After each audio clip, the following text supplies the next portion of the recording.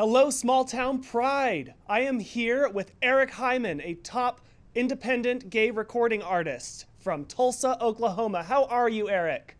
I'm good. Thanks for having me on. Of course, happy Pride. Happy Pride to you too. This is awesome. We still celebrate. Yeah, we are excited to have you here. So, I have a few questions for you if you're ready. Yes, of Awesome. course. So, how did you go from sort of a small town America to becoming one of the top independent gay recording artists?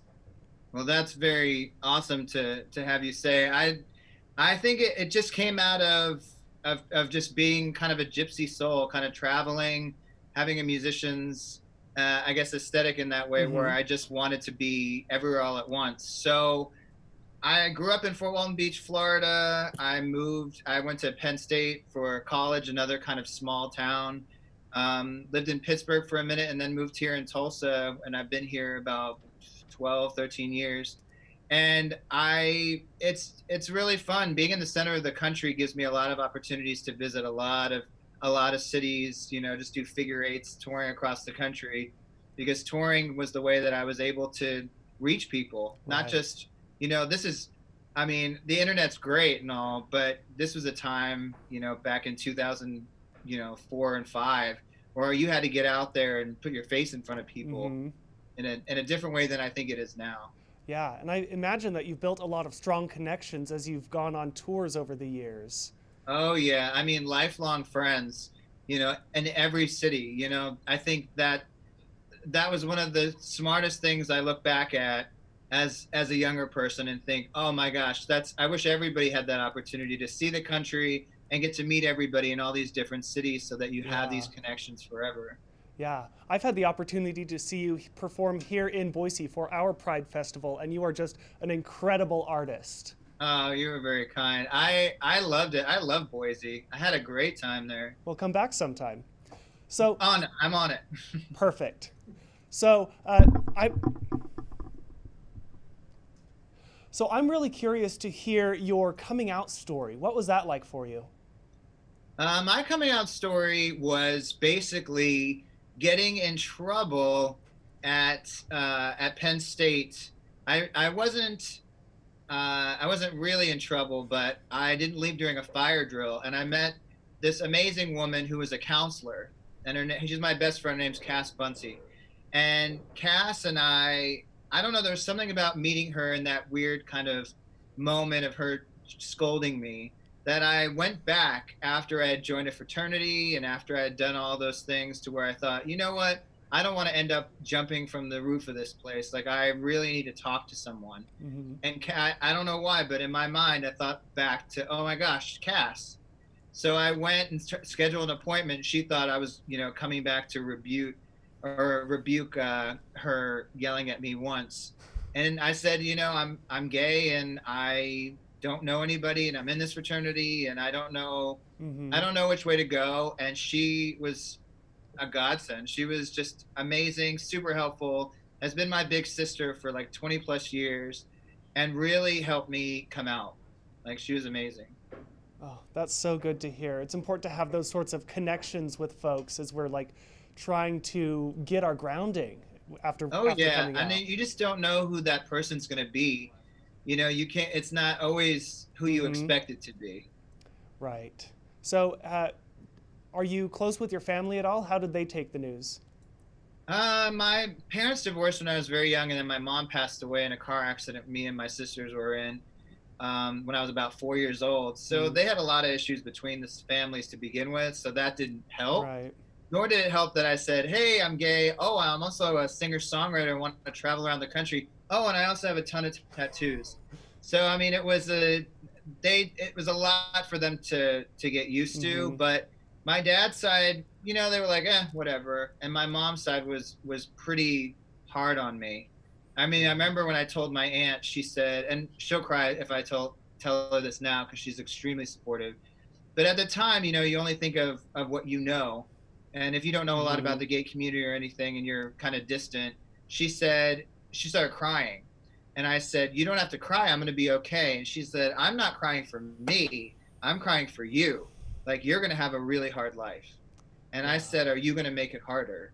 because I was at a point where I thought, it really comes down to what we all know. It's family. It's like, who cares about who's Right. outside? It's like, are you going to treat me like that inside? That's Yeah. just a whole different way to look at it. Yeah. Well, and that's part of that, like education of folks is part of why things like Pride are so important in just like exposure and getting the message out there and showing how much of a loving community that we are. And that there's a culture. I think Mm-hmm. that's sometimes what I'm so scared of seeing go away is that, like, I think back to, I mean, I don't know about you, but for me, like, I'm 41, so when I was coming out, it was like the movies were Beautiful Thing and Trick, Mm-hmm. and like all that. There was so much culture, that's a lot of which does not exist anymore, because as things get kind of, everyone gets more used to gay people, and there seems to not necessarily be a need for such a divide in some ways, Mm-hmm. that I hate to see a lot of culture go away. Right. And culture is transforming. And as sort of an independent recording artist who has definitely made the rounds through LGBT media, you've had a pretty significant part in shaping a lot of that. So, what has your experience been as a gay man going through the entertainment industry? There are a lot of people in the beginning that I have to say stereotypically are like, are you sure you want to be Mm-hmm. out? Are you sure you want to do that? But at the same time, I think I was fortunate to come up in a time where, um, there weren't many of us, and we were all kind of trying to connect with each other. All the gay singer songwriters, all the lesbian Mm-hmm. singer songwriters. Like, there was a really fun, like, vibe amongst all of us, and we all the time, and this is why I treasure Pride so much, is because we see Pride as an opportunity for everybody to have all this visibility. I met more people, musicians, and started a lot of connections because of Prides. Like, I've worked with people, nowadays, Mm-hmm. because we met at Pride, you know, on the stage, whether that's drag performers or lesbian singer songwriters or gay, songwriters, or Entertainers just as a the whole whole. gamut. Yeah. Yeah, I imagine you've been to a lot of prides around the country. What's one of your most interesting pride experiences? One of my interesting Pride, positive or negative? Let's go positive. Positive. I guess it's when you're at a Pride, and you see an artist that is taking, that they don't necessarily have to do Prides, but they're invested in the community. And I got to open once for a Long Beach Pride for India Ari, and I got to meet a Mm-hmm. lot of amazing individuals like that. I remember I did, another Pride with, and in Vogue, just people that Mm-hmm. experiences like that you don't normally have, that you're meeting in such an open, safe place. That was a really cool experience. But also just, like, Chicago Market Days has always been a really fun, amazing experience. Getting to play in front of a lot of people and feel like a rock star amongst my own community Mm-hmm. was like a gift, back in like 2008 to 2010. Absolutely. Yeah. So then going back to your music. So in developing your entertainment persona, what have been some of your musical influences? Oh wow! Like, I'm influenced by a lot of different. I'm influenced by not only musical, but writers and Mm-hmm. artists, and performers such as yourself. Like, just people who express themselves against any kind of typecasting, or, I don't know, just telling your story. Mm-hmm. That, who is it? Trixie Mattel. Like, I watched that documentary recently, and Mm-hmm. again, it's like, who would think that somebody would be able to dress in drag and be in country music, and like, Mm-hmm. and be taken seriously? I think to this day, those are the people that inspire me just as much as, like, Ani DeFranco and Melissa Etheridge. It used to be quite a lot of women, really forged the way for me to feel comfortable in my own skin. Yeah. And you've put out quite a few albums. You have, is it 10 albums? Yep. Oh, A lot of that's time. quite a library. So, Oh yeah. what are you working on now? Now I have a lot of time to work on music, as we all, like, have time on our hands. So I'm trying to take use of this time to learn how to record on my own, which I have never done. So it's been quite eye-opening. I ordered a bunch of stuff on Amazon uh, using a trial version of Logic on my computer, and just recording in a way that doesn't involve anybody else's voice has Mm-hmm. never been something I've been able to do. So right now I have all of the palette, all the tools, and it's 100% all of my choice, and that to me is Yeah. just as exciting as it is overwhelming. So that's what I'm working on now, is a new project, whether this becomes like an acoustic EP, or I really like the idea of trying to do some kind of dance music. Mm-hmm. That in I don't know, that I've been listening to Tones and I out of Australia and getting super inspired by her. So I don't know, coming up with riffs and catchy stuff, just trying my hand at different things, since Yeah. it's a whole new world.